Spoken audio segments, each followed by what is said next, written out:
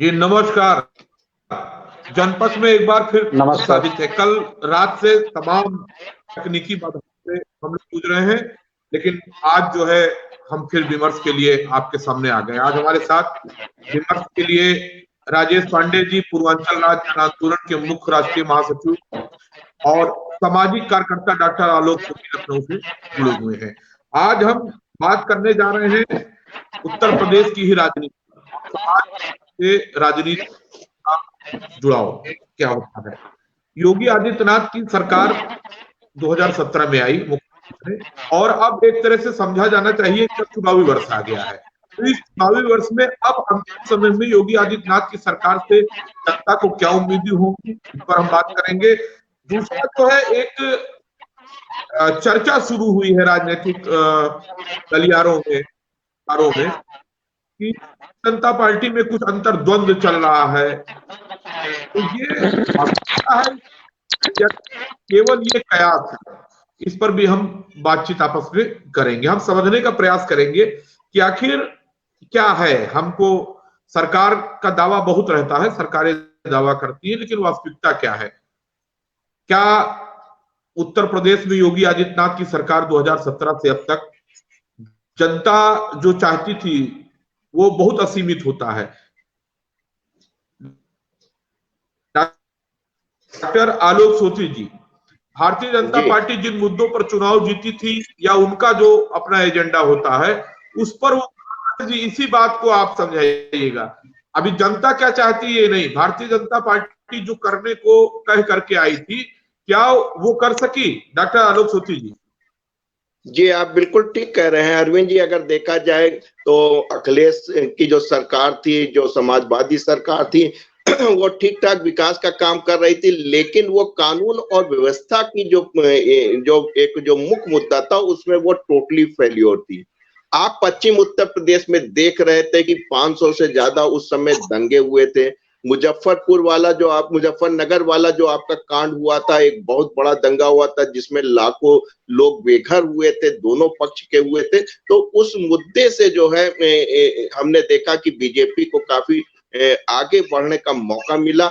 और उसके बाद भी आपने देखा था कि भ्रष्टाचार, चाहे वो बीएसपी में हो चाहे वो एसपी के अंदर हो, ये भी एक मुद्दा जो है बरकरार रहा था। तो कुल मिला के ये देखा जाता है कि जो उत्तर प्रदेश की सरकार है, हालांकि कुछ मुद्दे थे वो केंद्र के थे, जैसे राम मंदिर का निर्माण की बात कही गई थी या ट्रिपल तलाक की बात कही थी, लेकिन जो मेन मुद्दा उत्तर प्रदेश के चुनाव में देखने को मिला था, जिसपे बीजेपी को अपार सफलता और बहुत सारी सीटों मिली थी, वो कानून और व्यवस्था थी।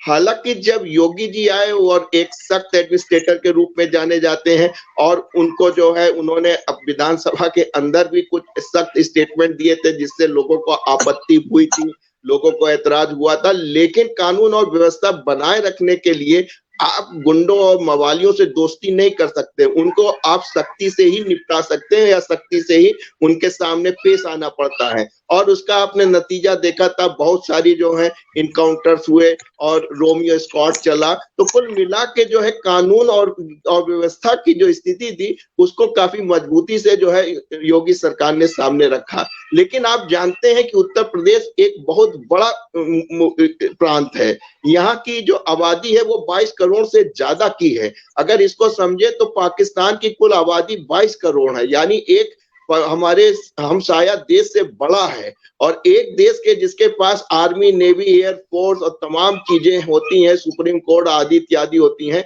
वहीं पे आपके पास एक ऐसा प्रांत है जिसके पास मात्र पुलिस है और आपका जो है कानून और व्यवस्था का जो थोड़ा सा जो आपके पास हाई कोर्ट है, बस वही है।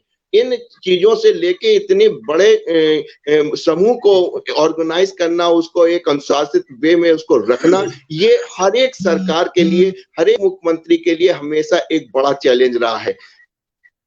लेकिन देखा जाए योगी जी ने जितनी अच्छी तरीके से इस समस्या कि आपने बहुत ध्यान से सुना होगा। राजेश जी। जी जी जी मैं आपका आपने बहुत ध्यान से सुना होगा आलोक सोनी जी की बात को। आलोक सोती जी का अंत में ये कहना है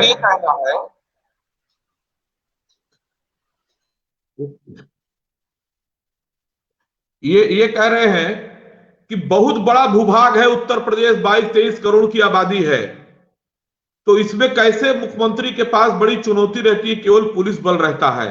और जहां तक मेरी जानकारी, यही बात आप लोग कहते हैं।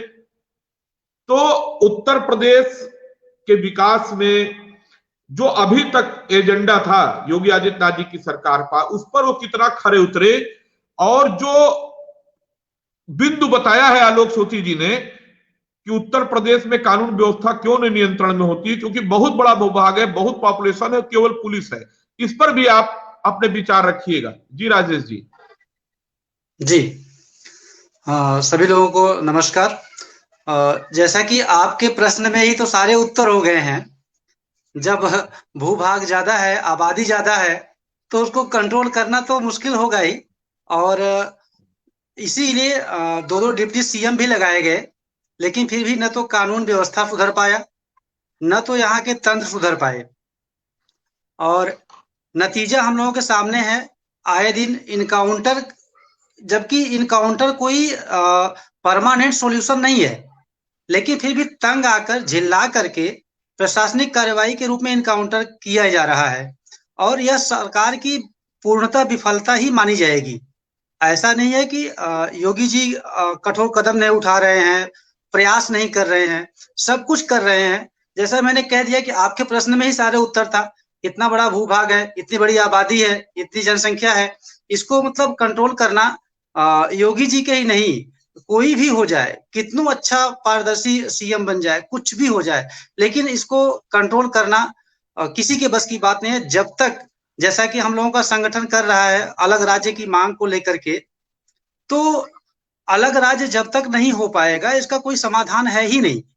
तो इसीलिए हम लोगों ने भी पहल किया है कि पूर्वांचल को एक राज्य बनाया जाए, ताकि उत्तर प्रदेश को थोड़ा छोटे भाग में किया जाए। कई राज्यों में जब डिवाइड हो जाएगा तो वहां पे प्रशासनिक कार्रवाई थोड़ा सा अच्छे तरीके से हो पाएगा, जिसकी वजह से आम जनता भी सुखी रहेगी, लोगों को रोजगार का मौका भी मिलेगा, और प्रशासन को भी बहुत ज्यादा भाग दौड़ नहीं करना पड़ेगा। एक सीमित दायरे में उनको अपना कार्यक्रम करना होगा, सुनिश्चित अपनी पूरी तैयारी करनी होगी, जिसकी वजह से सभी लोगों पे पूर्णतः निगाह रखा जा सकता है, और प्रशासनिक व्यवस्था से जनमानस को भी सुविधा होगी। उससे पता चला कि एक एक थाने में हजारों FIR पड़े हुए हैं, और पुलिस प्रशासन को जो काम करना है वह न करके बड़े बड़े नेताओं की रैलियों में लगे हुए हैं, और भूभाग ज्यादा होने की वजह से कार्य क्षेत्र उनका ज्यादा बढ़ जा रहा है, जिसकी वजह से वो अपने एक सीमित थाने की कार्रवाई को न करके अदर जगहों पे, अदर जिलों में जाकर के रैलियों को संभाल रहे हैं।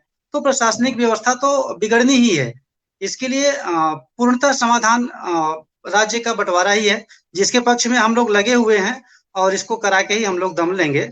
और रह गई बात मुख्यमंत्री जी की, तो उनकी कार्य व्यवस्था पे कोई उंगली नहीं उठाया जा सकता। उनके सारे कदम सराहनीय रहे हैं, अभी तक जो भी उनका कदम उठाया गया सराहनीय रहा है, उसका हम सम्मान करते हैं, इसमें कोई शक नहीं है।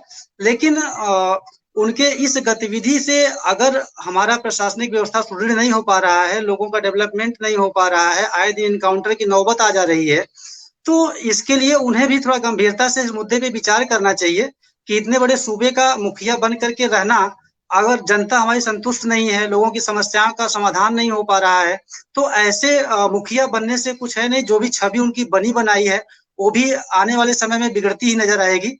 अगर उनको अपनी छवि को बना के रखनी है, तो या किसी भी सीएम को अपनी छवि को बना के रखनी है, तो इसके लिए राज्य को छोटा करना बहुत बड़ा और एक पहल कदम है, जिसकी कार्रवाई हम लोग अपने संगठन के माध्यम से निरंतर प्रयास जारी रखे हुए हैं। आने वाले 11 फरवरी को हम लोग एक भव्य दीपदान का आयोजन भी किए हुए हैं अयोध्या पौड़ी में, तो उसका भी एक सकारात्मक रूप आएगा। हो सकता है प्रभु राम से हमारी प्रार्थना रहेगी कि योगी जी को और मोदी जी को और जितने भी बड़े राजनेता हैं उनको सद्बुद्धि प्रदान करें। और अभी भी वक्त है, अगर अभी भी समझ जा रहे हैं इस चीजों को, तो हो सकता है हम लोग कोऑपरेट करें और हम लोगों की जो मांग है उनको समझ में आ जाएगी कि हम लोग कोई गलत मांग नहीं कर रहे हैं। यह पूरे समूचे उत्तर प्रदेश के विकास की दृष्टि से यह एक उचित और एक सराहनीय कदम होगा। अगर ऐसा उठाते हैं तो लोग उनको पलकों पे रखेंगे और हमें विश्वास है कि ये चीजें उनको समझ में आएगी। चूंकि राम मंदिर एक जो मुद्दा था, अभी जैसे आपका मुद्दा था मतलब योगी जी के जो सनातन धर्मी कदम से लोग आहत हो रहे हैं, लोग परेशान हो जा रहे हैं, जो मेन मुद्दा था आपका, तो ये मुद्दा भी धीरे धीरे खत्म हो गया। राम मंदिर का मुद्दा, हाँ, उसमें रात में आज विस्तार से चर्चा करेंगे। जी जी। तो राम मंदिर का जो मुद्दा था इनका, मतलब राजेश भाई के लिए मुद्दा था। अभी देखिए जी, अभी देखिए स्क्रीन पर जो आपके केंद्रीय संयोजक हैं, अध्यक्ष हैं, अनुज राही जी का मतलब टिप्पणी आई है शानदार। आज तो बधाई देना, हम लोग को बधाई भी दे देना चाहिए अनुज भाई को। जन्मदिन की बधाई व्यक्तिगत और व्हाट्सएप पर हुआ है और हम लोग क्योंकि विमर्श कर रहे हैं और आज जन्मदिन भी है अनुज जी का, तो अनुज जी को जन्मदिन की हार्दिक बधाई सभी की तरफ से। राजेश भाई, आलोक सोती जी, हमारे और सभी साथियों की तरफ से अनुज भाई आपको बधाई। और सभी लोगों के पूरे पूर्वांचल की तरफ से, पूरे पूर्वांचल वासियों की तरफ से उनको बहुत बहुत बधाई। जी जी। और एक साथी है सुजीत यादव जी, उनकी टिप्पणी आई है अब तक के विमर्श में हम लोग के उत्तर प्रदेश सरकार को लेके कि उसमें पक्षपात का भाव दिखा। सुजीत भाई, आपने कई बार हमारे कार्यक्रम में बने रहे और आपकी टिप्पणियां सरकार को लेकर के आती है। मैं बार बार निवेदन करता हूं कि जिसको जो भी पक्ष रखना है वो हमारे साथ आकर ऑनलाइन डिबेट बिंदुवार बताए कि कहां कहां क्या क्या पक्षपात हुआ। तो मैं फिर आज आपकी इस टिप्पणी पर ही आपको आमंत्रित करता हूं कि आप अपना व्हाट्सएप नंबर हमारे कमेंट बॉक्स में छोड़ दीजिए।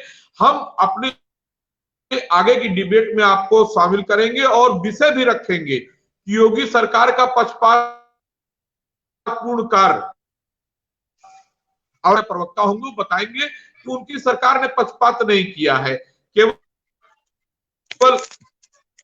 हम मेरे कह देने से कि बहुत अच्छा किया या मेरे कह देने से उन्होंने भेदभाव किया या खराब नहीं चाहिए। तो हम सुजीत भाई चाहेंगे कि आप अपना व्हाट्सएप नंबर दीजिए, आप जनपक्ष में जुड़ करके रूबरू होकर के आमने सामने, जैसे आलोक सोती भाई, राजेश पांडे जी और तमाम लोग बात हैं, वैसे ही आप बिंदुवार बताइए और हम किसी भाजपा के नेता को जोड़े ना, भाजपा के नेता उसका जवाब दे कि उनकी सरकार ने पक्षपात किया या नहीं किया।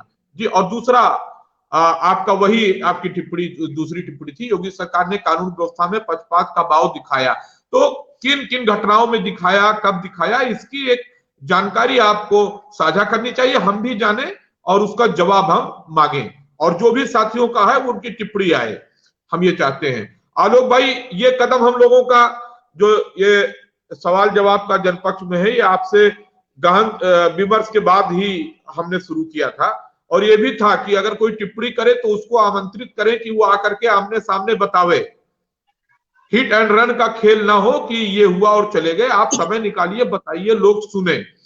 अब ये बताइए कि एक तो हो गया कि भाजपा ने क्या किया, भाजपा से लोग चाहते क्या है। तो देखिए, जैसे सुजीत यादव जी है, इनके ही कमेंट से लगता है कि लोग कुछ चाहते हैं, लोग कि सरकार पक्षपात ना करे। अब हमें तो मालूम नहीं है कि पक्षपात कहां किया गया, लेकिन फिर भी क्या सुजीत यादव जी के ही कार्यक्रम से क्या आलोक सोती जी आपने महसूस किया कि पक्षपात की जहां तक बात है वो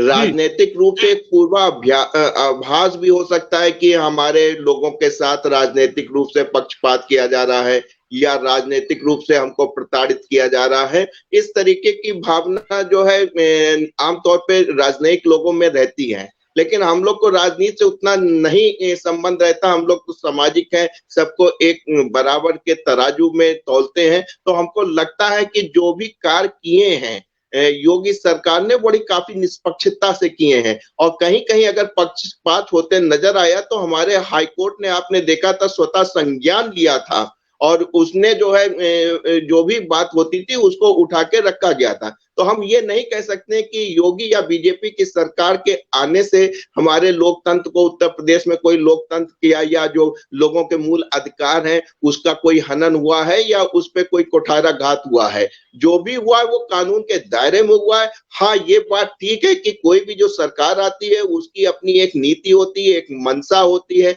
एक उसकी पद्धति होती है, उसके तहत वो कार्य करती है। उसका मुख्य काम ये होता है कि आपके राज्य का विकास होता रहे और राज्य में कानून व्यवस्था बनी रहे। आपने देखा था कि दोनों चीजें जो है काफी बिगड़ गई थी। यही वजह है कि 22 करोड़ जनता जो कि बहुत समझदार है, हमने देखा उत्तर प्रदेश की, हम हमेशा इसको स्वतः नमस्कार करते हैं कि हमेशा उसने पूर्ण बहुमत दिया। चाहे उसने बीएसपी मायावती की पूर्ण बहुमत से सरकार बनाई, चाहे आपके अखिलेश की समाजवादियों की पूर्ण बहुमत से सरकार बनाई, या उसने बीजेपी को पूर्ण बहुमत से बनाया और बैठाया है। पूर्ण बहुमत की सरकार होती है तो आपकी जो विचारधारा है, जो आपका मैनिफेस्टो है, जो आपकी मंशा है, जो आपकी कार्यविधि है, वो आप अच्छी तरह से कार्यान्वित कर सकते हैं। यहाँ पे हम राजेश पांडे जी का एक जवाब देना चाहेंगे जो कि अपने उत्तर प्रदेश को बांटने की बात कर रहे थे।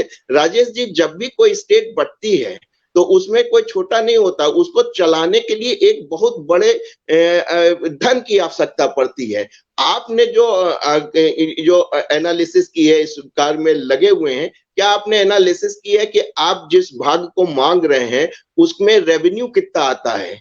क्या वो रेवेन्यू इतना पर्याप्त होगा कि उससे जो है आप अपने उसने भूखंड को और अपने स्टेट बना के उसको चला पाएंगे? आपको मालूम है एडमिनिस्ट्रेटिव सर्विस चलाने में कितने धन की आवश्यकता पड़ती है?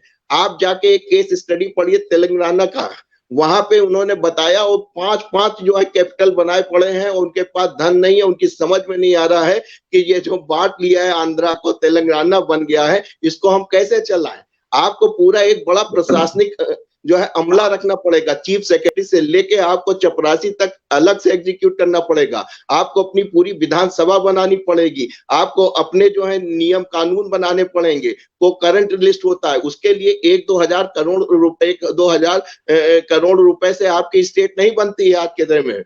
आप तो लोग जो उत्तर प्रदेश है इसका रेवेन्यू ही बहुत कम आता है, और आप देखते हैं कि ऐसी आप मांग करेंगे पश्चिम उत्तर प्रदेश की हमेशा से बनती हुई चली आ रही है। वो तो बेचारे एक हाई कोर्ट मांग रहे हैं कि इलाहाबाद के साथ साथ मेरठ में भी एक हाई कोर्ट की सीट दे दी जाए, तब भी हमारे उत्तर प्रदेश के पास इतना फंड नहीं हो पाता है कि हम जो है एक हाई कोर्ट की सीट बना के वहां पे 10 जो है जज बैठा लें और उनका जो है भरण पोषण कर सके, उनकी जो है उनके ऊपर जो खर्चा आ रहा है उसको उठा लें। तो कुल मिला के केवल ये सोच लेना कि हम बहुत बड़े हैं, उसको बांट लेंगे और हमारी प्रशासनिक क्षमता बढ़ जाएगी, ये निहायत गलत सोच है। इसको अप्रोच को हम कभी जो है प्रमाणित नहीं करते या इसको हम नहीं देते। आपको आर्थिक रूप से बैठ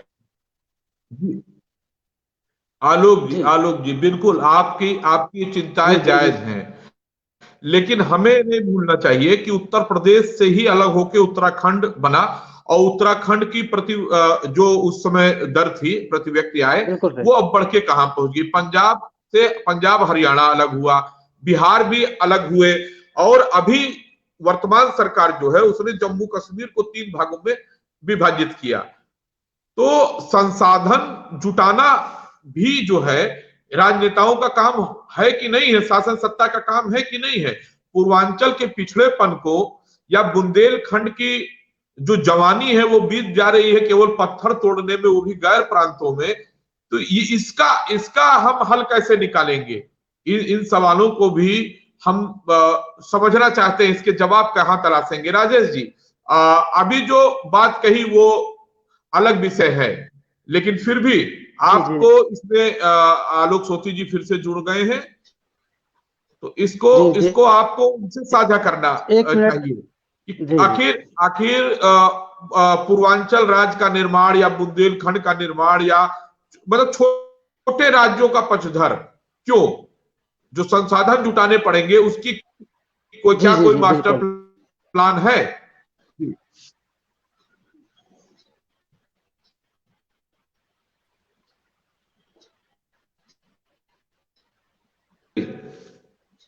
जी जी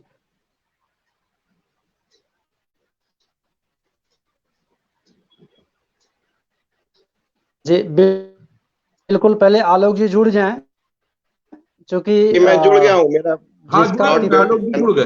नहीं था उसे मतलब सचेत करना तो हमारा जिम्मेदारी बनता है। जी जी जी आप तो सब कुछ समझ ही रहे हैं, आलोक जी जुड़ जाएं तो फिर अपनी बातों को हम रखें ताकि मैं इस जुड़ देश की गया ओर हूँ। सुन मैंने पाए। आपको पहले से कई राज्यों के एनालिसिस किए जुड़ हैं। गए, आलोक जी जुड़े हुए आपकी आवाज आ रही है? हैं।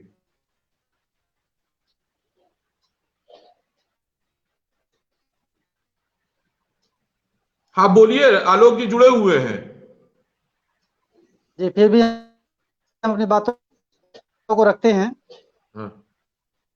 जैसा कि अभी आलोक जी ने बता, जी जी, ये केवल उनकी मनोवृत्ति है।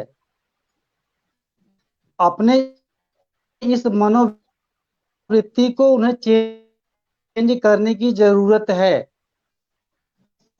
क्योंकि जिस विचारधारा को वो बना लिए हैं अपने अंतर्गत, वह एक कुंठा की भावना पैदा कर दी है।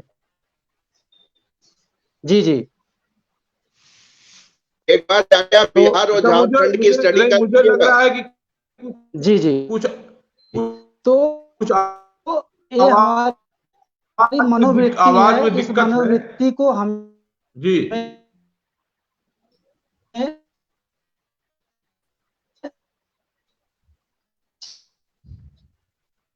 चेंज कुछ आवाज इंटरनेट धीमा होने करने के कारण की आवाज आने जरूरत में दिक्कत है। इस सवाल पर हमने है। पहले भी काफी बातचीत की है और फिर करेंगे, और उसमें आलोक सोती जी आपको जी हम आमंत्रित करेंगे, जिसमें उत्तर प्रदेश पुनर्गठन के जो भी संगठन है, पूर्वांचल राज्य जन आंदोलन है, बुंदेलखंड राष्ट्र समिति है, है और रह गई पश्चिमांचल बात संगठन है, राज्य के लिए। इनको और मैथिली जी जी, बिहार के आवाज भी नहीं आ रही क्या? मैथिली के हैं करेंगे, उनसे हम लोग जी, चर्चा करेंगे आज। और राजेश जी किसी ठीक है, काम के अब कुछ निर्णय होती है, आप हाँ कुछ लेकिन माइक जब अब राज्य हम छोटा दूसरे होके आज के अंतर टॉपिक में पे ही दूसरे ऊपर आते बांट हैं। हो रहा है, जो हो रही है तो उसका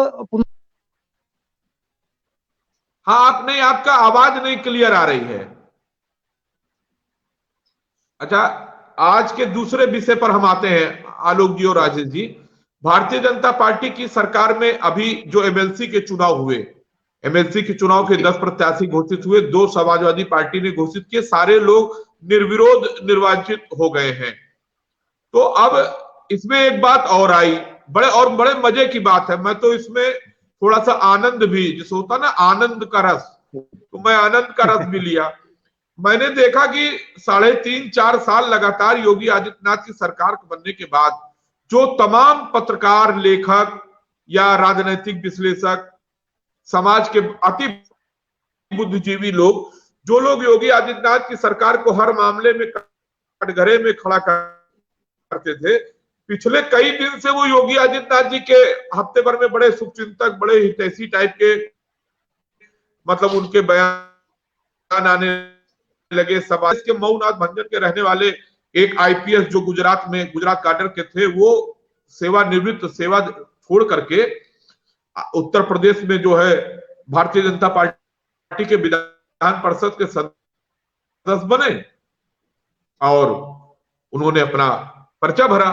तो अब उसी पर सब की योगी आदित्यनाथ के लिए संकट आ गया, तो अब कोई ये करेंगे तो वो, मतलब पूरा जो है, और कुछ लोग कि योगी जी ने तो बिल्कुल, योगी जी तन गए, योगी जी ने मिलने का समय नहीं दिया। मतलब ये आलोक भाई, क्या समाज के स्तर पर इस तरह की राजनीतिक गतिविधियों पर कहीं समाज चिंतित होता है? यार, राजनीतिक विश्लेषण और समाज की चिंता ये होनी चाहिए कि हमारा राज सत्ता हमारी जनता के हित का कौन सा काम करेगी, जनता के हित के खिलाफ कौन सा काम कर रही है, उसमें सुधार कैसे किया जाए, या हम केवल कयास लगाएंगे कि किस पार्टी के भीतर खाने क्या हो रहा है, वो आ रहे हैं तो ये हो जाएगा, वो फिर जो उप मुख्यमंत्री है वो क्या हो जाएंगे। मतलब हुआ कुछ नहीं है, अभी हुआ कुछ नहीं है, बस केवल उसका पूर्वानुमान, कयास। अच्छा, पूर्वानुमान भी क्या होता है मौसम का, उसमें मशीनें लगी रहती हैं, कुछ तथ्य होते हैं उस पर अनुमान लगाया जाता। यहाँ सूत ल कपास जुलाहों में लट्ठे में लट्ठा। आज जनपक्ष के इस विमर्श के माध्यम से मैं कुछ बातें बताना चाहता हूं जो अनुमान नहीं है, जो सत्य है, लेकिन वो सत्य अभी उजागर नहीं हुआ था। संभवतः पहला व्यक्ति मैं हूं जनपक्ष में आप लोगों के समक्ष जो मैं इस घटनाक्रम में उजागर करना चाहता हूं। सभी ऐसे राजनीतिक चिंतकों को, विश्लेषकों को और पत्रकारों को ये ध्यान होना चाहिए कि एमएनसी की जो लिस्ट जारी हुई है उसके जारी होने के पहले उत्तर प्रदेश के मुख्यमंत्री योगी आदित्यनाथ दिल्ली गए थे और दिल्ली गए थे। वहां पर उन्होंने देश के गृह मंत्री जी से, अमित शाह जी से और देश के प्रधानमंत्री नरेंद्र मोदी जी से भी मुलाकात की थी, तमाम और नेताओं से मुलाकात की थी, उसकी तस्वीरें भी आई थी। उसके बाद वो लौट के आते हैं, प्रत्याशी होता है, फिर होता है कि ए मिश्रा जी यहां आ गए। अच्छा, अब इतना भी आदित्यनाथ जी वहां पर गए तब वहां पर ही उनकी मिश्रा जी से मुलाकात करा दी गई। उनको भाजपा का शीर्ष नेतृत्व वहां पर ही बुला करके बता करके कह दिया कि हम आपके पास एक अनुभवी आदमी जो सत्ता में नौकरशाही को बहुत अच्छे से नियंत्रित किया है, हम आपके सहयोग के लिए भाजपा का नेता बना के भेज रहे हैं। आखिर मुख्यमंत्री वहां पर तुरंत पहले गए और सारे शीर्ष नेताओं से मिले। इस घटनाक्रम पर अनुमान और विश्लेषण क्यों नहीं लगा? और आप 3.5-4 साल हर बात में खोट निकालते थे, आज आप योगी आदित्यनाथ जी की शक्ति दिखाने लगे। देखिए, यहीं पर चूक हो जाती है राजनीति में पर लिखने वाले पत्रकारों विश्लेषकों पर। जब आप अपने पक्षधारिता नहीं छोड़ते हैं, आप नहीं छोड़ते हैं किसी से प्रेम भाव, आप अपना जो भी वैचारिक पटल है उस पर ना अडिग रह करके व्यक्ति के प्रति प्रेम या द्वेष में फंस जाते हैं तो आपके अनुमान गलत हो जाते हैं। ये जो चर्चाएं तमाम जिसका मैंने जिक्र किया, बहुत इस पर लेख और सब टिप्पणियां आई हैं। आलोक भाई, बतौर सामाजिक कार्यकर्ता आप बताइए, ये क्या जो जिन पन्नों पर ये अनुमान या अनर्गल कयास रंगे गए, सफेद काले किए गए, इसकी जगह अगर जनता की कुछ पीड़ा होती या झकझोरा जाता है के मिश्रा जी को कि आप पूर्वांचल की माटी से आते हैं, बहुत पिछड़ा है, वहां बहुत कानून व्यवस्था खराब है, अब आप आए हैं, आप क्या सुधार करेंगे, इस तरह का कुछ ताना बाना और लिखा रचा जाता तो क्या अच्छा नहीं होता? या आपका क्या मानना है? ए.के. मिश्रा जी के यहाँ आने पर, एमएलसी नामित होने पर आपका क्या कहना?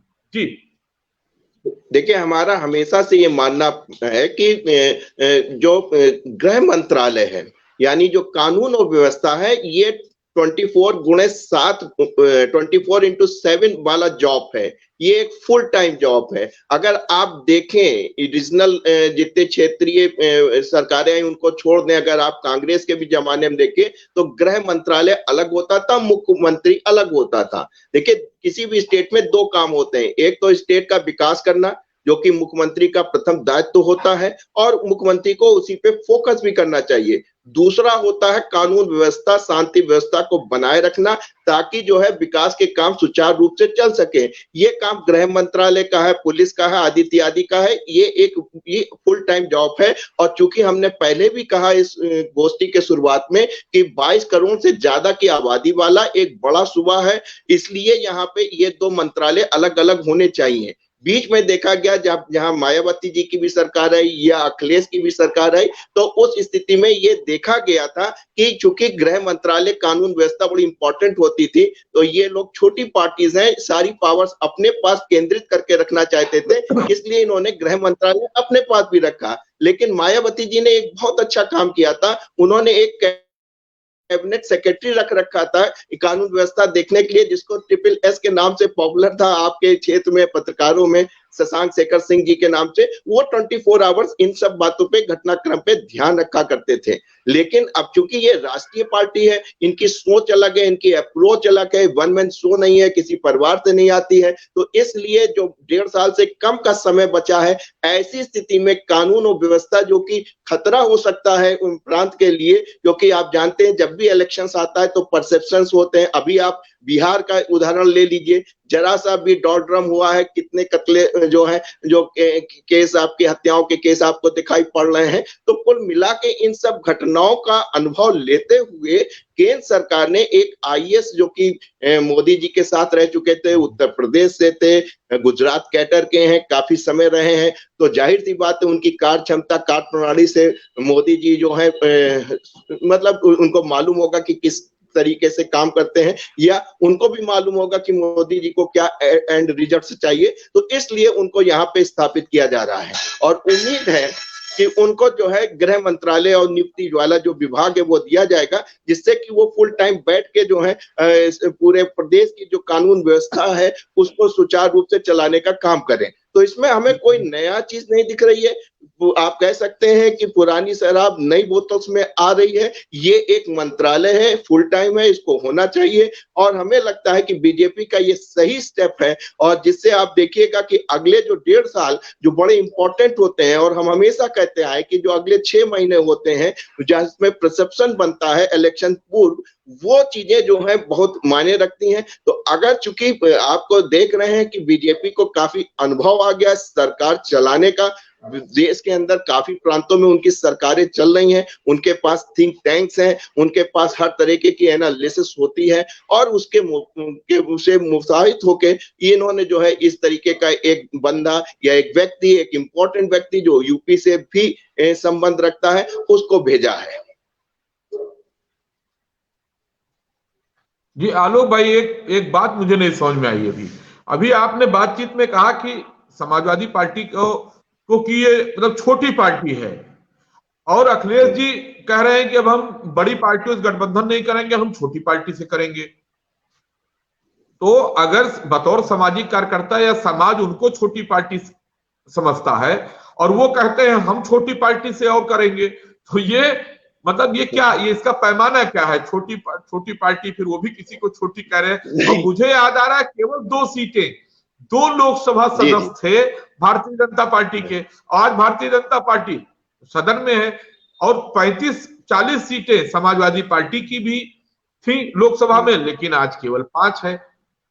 अभी देखिए 0 थी बसपा की, अब बसपा की 10 है। तो ये मतलब ये छोटी पार्टी वाला जो है कॉन्सेप्ट, एक जिज्ञासा होती है। मेरा अरविंद भाई, मेरा मतलब क्षेत्रीय पार्टी से था कि उनकी सरकार केवल उत्तर प्रदेश में ही रही है और 30 प्रांत हैं, केवल उत्तर प्रदेश में ही उनकी प्रेजेंस दिखाई पड़ती है। बाकी इसी तरह बीएसपी की भी उत्तर प्रदेश में ही मूल रूप से दिखाई देती है। उन्होंने सरकार बनाई, बहुमत की चलाई, लेकिन बाकी जो आपकी स्टेट है उनके अंदर हाँ, तो ऐसी नहीं जैसे वो, लेकिन जैसे अखिलेश जी ने कहा कि हम छोटी पार्टियों से करेंगे, तो समाजवादी पार्टी खुद क्षेत्रीय पार्टी यूपी की है। अगर वो कह रहे हैं कि हम छोटी पार्टी से गठबंधन करेंगे, तो मतलब क्या आप बतौर सामाजिक कार्यकर्ता आप क्या सोचते हैं कि उन्होंने क्या सोच के कहा होगा? देखिए इस समय मतलब या अगर अभी नहीं सोच पा रहे तो इसको सोचिएगा। जी देखिए, जो समाज में वोटों का पोलराइजेशन होना था वो बिल्कुल साफ दिखाई पड़ रहा है और कई इलेक्शंस निकल चुके हैं। समाजवादी पार्टी के विधानसभा में उन्होंने हारी और लोकसभा में उनसे बड़ी उम्मीदें की जा रही थी। बीएसपी के साथ मिलके बहुत ज्यादा सीटों की कल्पना की जा रही थी, लेकिन वो भी नहीं हो पाई। तो कुल मिला के देखा गया है कि जो वोटों का ध्रुवीकरण होना था वो विधिवत रूप से हो गया है। अब जो छोटी छोटी पार्टी उठ रही हैं तो उनके अपने कुछ जनाधार हैं, तो इनको लग रहा है कि जो समाजवादी पार्टी या अखिलेश जी का जो आपका जो मुस्लिम मतदाता है, जो यादव है या छोटा सा आप कह सकते हैं कुर्मी जो है, जो इनके साथ शुरू से एसोसिएट रहा है, उसके साथ साथ ये चाहते हैं कि जो SC ST या अति पिछड़ा है उसके वोट बैंक तक पेनिट्रेट किया जाए या आपके किसी और सेगमेंट्स में। क्योंकि जब आदमी की स्थिति ऐसी हो जाती है कि जब एक के बाद उसको हार मिलने लगती, तो उसकी समझ में नहीं आता कि हम अब कौन सी रणनीति बनाएं, कौन सी प्लानिंग लेके चले जिससे हो। तो उनको जहां भी उम्मीद नजर आती, कभी वो जो है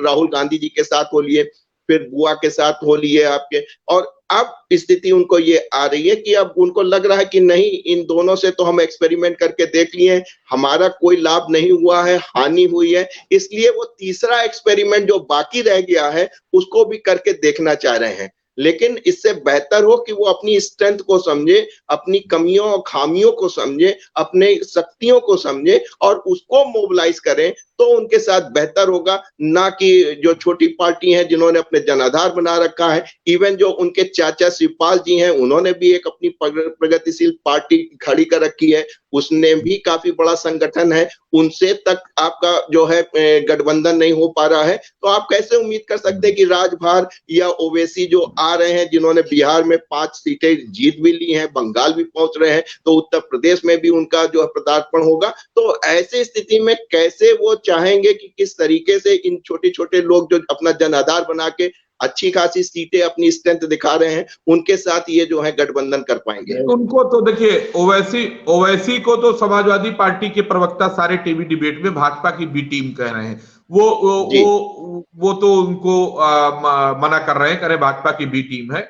और राजेश भाई यही बताइए, जो भाजपा की हमने चर्चा किया था एमएलसी चुनाव को लेकर के, और उसी चर्चा में एक बात आ गई अखिलेश यादव जी की, जैसे अभी आलोक भाई ने किया कि वो मुद्दे और नए साथी ढूंढ रहे हैं।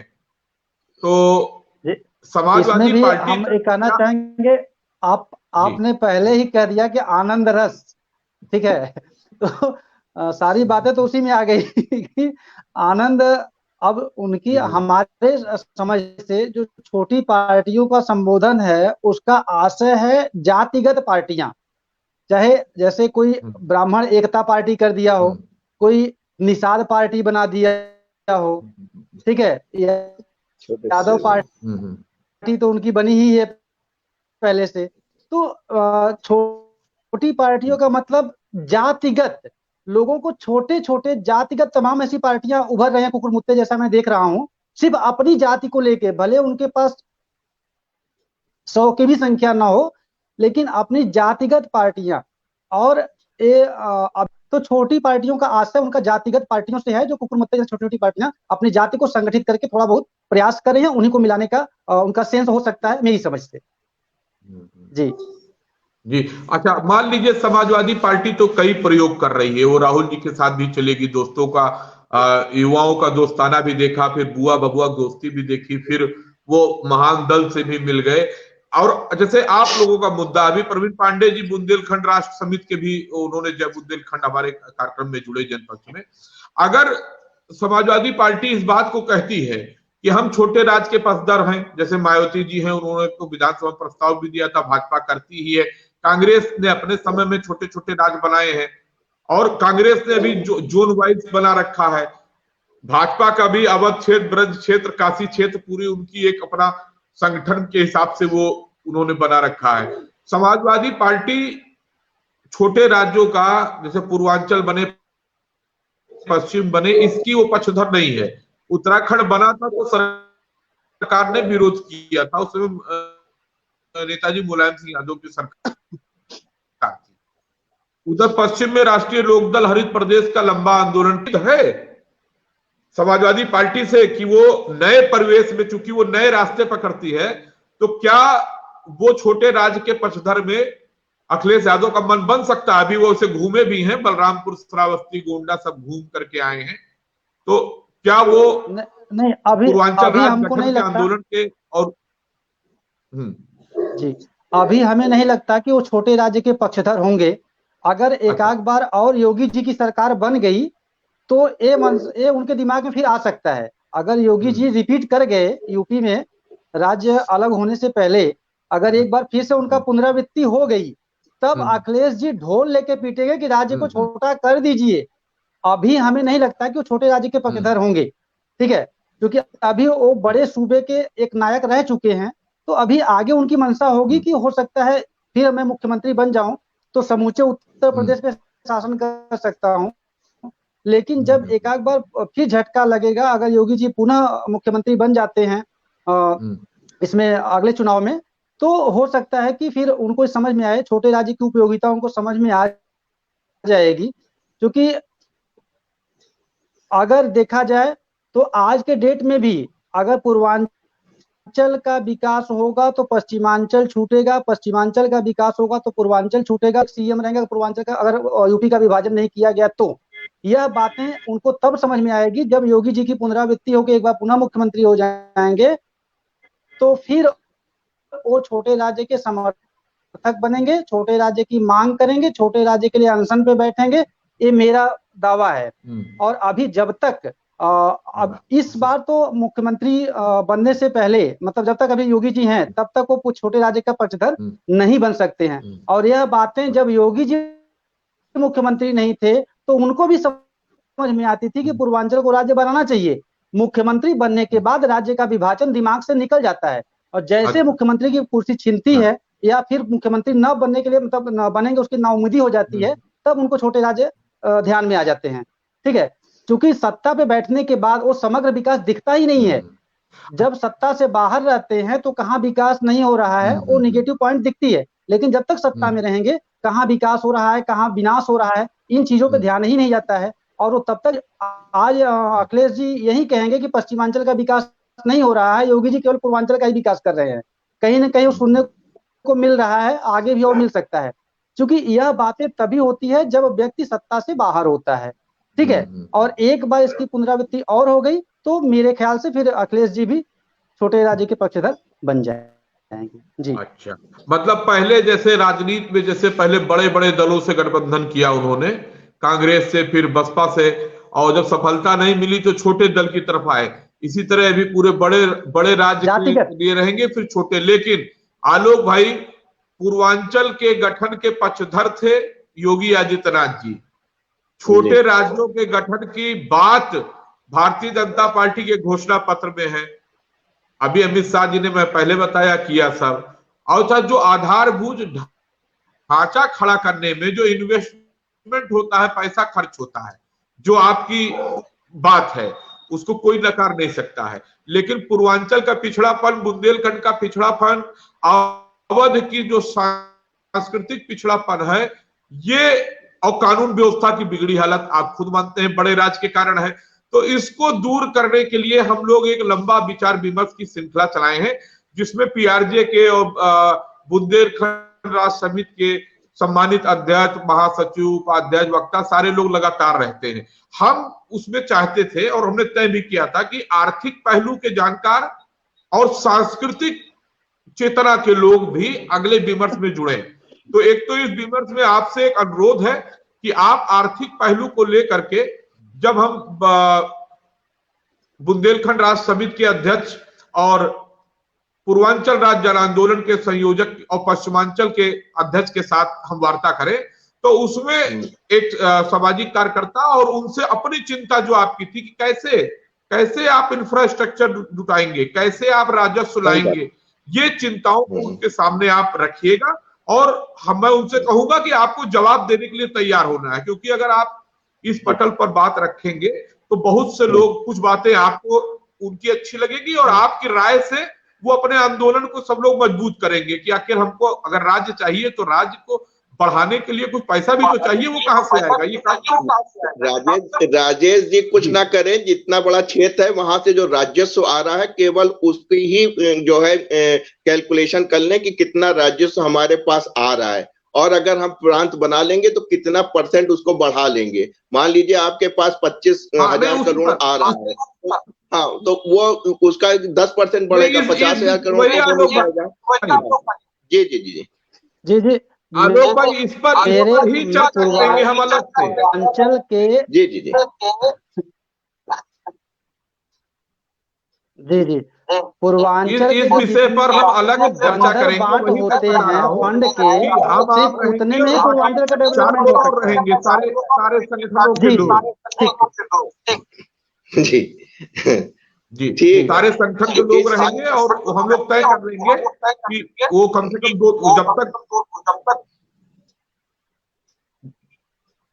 जब तक कोई हल नहीं निकलेगा तब तक वो विमर्श हम लोग करेंगे, 2-4-5 विमर्श। अभी आलोक भाई अब बताइए,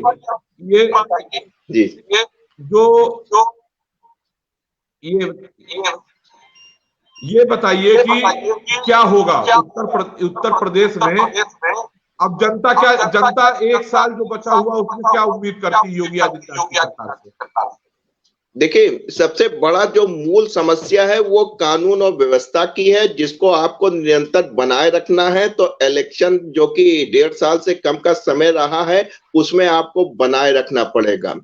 दूसरी आप देख रहे हैं कि रोजगार की समस्या होती है, और तीसरी जो है, जो सरकारी नौकरियां हैं जिसमें आपने डेडलॉक लगा रखा है किसी वजह से, क्योंकि आप देखते हैं सरकारी नौकरी में तमाम जो है रिटर्न से होते हुए, इंटरव्यू होते हुए और हाई कोर्ट तक जाते हैं, उसके बाद जाके कोई फैसला होता है। तो जो नौकरियां आपके पास फाइनेंस है, आप उसको तनख्वाह दे सकते हैं, और उन नौकरियों को जो है कहीं पे कोर्ट का स्टे चल रहा है, कहीं पे कहीं और कई दुश्वारियां चल रही हैं, उन सबको प्रशासनिक शासनिक रूप से जो भी समस्याएं आ रही हैं उनको आप दूर कीजिए और उनका अपॉइंटमेंट कीजिए और उनको जो है उनके गंतव्य पर पहुंचा दीजिए। तीसरी जो सबसे इंपॉर्टेंट होता है वो हमारा किसान है। तो विशेषकर अगर देखा जाए, जो गन्ना किसान है जो पश्चिम उत्तर प्रदेश का है, उसकी जो समस्याएं आ रही हैं, आप उनका हल निकालिए। केवल मात्र किसान सम्मान निधि के 2-2 हजार रुपए डायरेक्ट अकाउंट में डाल लेने से इलेक्शन जीतने वाली समस्या अब हो सकता है ये वाली गिमिक्स या ये वाली तकनीक, ये वाली नीति दोबारा ना चले। इसलिए आपको ईमानदारी से किसानों की जो समस्या आ रही हैं उनको आपको देखना, समझना और दूर करना पड़ेगा। तो कुल मिला के कोरोना का एक लंबा काल रह चुका है, जिसकी वजह से अर्थव्यवस्था पटरी से उतर चुकी है। उसको सुचारू रूप से चलाना, आपने बहुत अच्छा इंडस्ट्री के लिए काम कर रहे थे, बजट भी आपके पास अच्छा है, करीब 5.25 करोड़ या 5 लाख करोड़ का बजट है आपके पास, एक बड़ा बजट है। उस बजट को किस तरीके से आप यूज करें जिससे आपका इंडस्ट्रियल जो आपके पास था कि 1 डिस्ट्रिक्ट 1 प्रोडक्ट को लेकर आप आए थे, आप वर्ल्ड क्लास बनाएंगे, आप एक्सपोर्ट बनाएंगे। बुंदेलखंड के विकास करने के लिए आपने एक डिफेंस कॉरिडोर बना रखा था, जैसा कि आपने पूर्व जो रक्षा मंत्री थी निर्मला जी ने वहां पे तमिलनाडु में बनाया था, वैसे ही आप राजनाथ जी जो रक्षा मंत्री, उनकी मदद से बुंदेलखंड का विकास कर रहे हैं। तो इस तरीके की जो भी आपके पास नीति है इंडस्ट्री के लिए, किसानों के लिए, छात्रों के लिए और महिलाओं के लिए, आंगनबाड़ी, कौशल विकास योजनाएं, जितनी भी सरकारी योजनाएं हैं उनका अगर आप ईमानदारी से, सरकार की योजना तो चली गई है आलोक भाई, सरकार की योजना बचे हुए साल है उसमें जनता क्या चाहती है? जनता केवल ये चाहती जो उसके लिए योजनाएं आई हैं वो इम्प्लीमेंट हो, धरातल पे आए, उसका लाभ उसको मिलते हुए नजर आए। चाहे वो किसान हो, चाहे वो आपका नौजवान हो, चाहे वो इंडस्ट्री।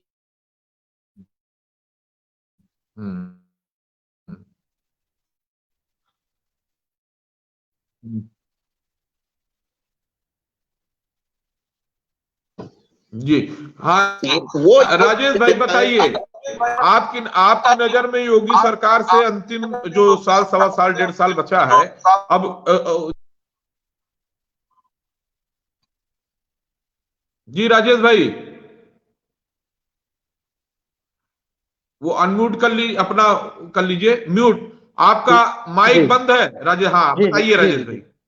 तो हमारी अपेक्षा यही रहेगी कि कोरोना काल में लाखों व्यक्ति पलायन जो किए हुए थे वो अपने घर वापस आ गए हैं, जिनका रोजगार छिन गया है। स्पेशली यूपी बिहार के ज्यादा लोग आए हैं बाहर से।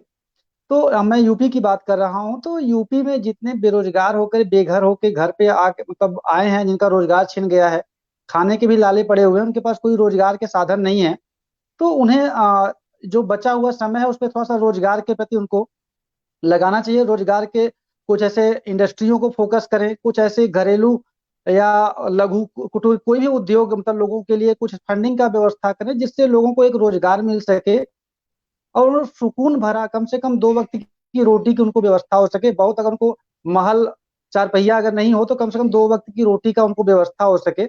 आशा हम यही करेंगे कि बहुत सारे बेरोजगार इस समय यूपी में सबसे बहुतायत में यहाँ बेरोजगार हो चुके हैं, तो उनके बारे में उनको स्पेशली सोचना चाहिए और शिक्षा पे उनको डबल खर्च करना चाहिए, क्योंकि विद्यालय सारे लगभग 1 साल से लोअर स्टेटस के सारे विद्यालय 1 साल से बंद हैं, तो शिक्षा पे उनको विशेष महत्व देना चाहिए। और बल देना चाहिए, ताकि जो बच्चों का पढ़ाई विगत 1 सालों से नुकसान जा रहा है, कुछ उस पर ऐसा सिस्टम बनाएं, उसमें क्लास को 2 शिफ्ट में करें, बच्चों को डबल एजुकेशन दिया जाए, कुछ ऐसा कुछ उनका उस पर रखा जाए जिससे बच्चों का एजुकेशन कंप्लीट हो। शिक्षा और रोजगार, ये 2 चीजों पे हम अपेक्षा करते हैं योगी जी से कि वो बचे हुए वर्षों में उसको भरपाई कर ले, क्योंकि हमारा आपने शिक्षा रोजगार की बात की, स्वास्थ्य के प्रति तो सभी लोग परेशान हैं। अब मैं इसमें जैसे हम लोगों ने तय किया कि एक हम लोग गठन छोटा राज्य क्यों हो, उस पर हम लोग डिबेट करेंगे, बात करेंगे। इसी तरह एजुकेशन के लिए क्या कर रही है और एमएसएमई और वन डिस्ट्रिक्ट वन प्रोडक्ट के बारे में भारतीय जनता पार्टी की जो सरकार की घोषणाएं हैं, उनके अधिकारी रोज बताते हैं, तो उनके हम प्रवक्ताओं को भी ला करके चाहेंगे कि आप लोग जुड़ें और उनसे पूछें और उनको बतावें कि आपका योजना तो ये है, लेकिन जमीन पर कितना है कितना नहीं है, उनसे सवाल जवाब हो। तो शिक्षा, स्वास्थ्य और रोजगार को लेकर के भारतीय जनता पार्टी के नेताओं प्रवक्ताओं को जनपक्ष की डिबेट में ला करके, विमर्श में ला करके हम उनसे सवाल जवाब आगे करेंगे। जी आलोक भाई, ठीक रहेगा ना? अब बुलाया जाए? हाँ, आपकी माइक बंद है, माइक बंद है आलोक भाई आपका।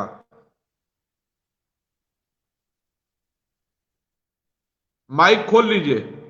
हाँ खोले। किसी भी सरकार का मुख्य कार्य जो है बिजली, पानी, सड़क, स्वास्थ्य और शिक्षा, ये 5 बातें होती हैं जो कि एक स्टेट गवर्नमेंट को देनी चाहिए, क्योंकि केंद्र सरकार तो वो वित्त और फाइनेंस और कम्युनिकेशन आदि रखती है अपने पास में। तो अगर ये 5 मुख्य बातें कोई सरकार अगर इसको कर ले जाती है तो बाकी तो काम हम लोग को करना है।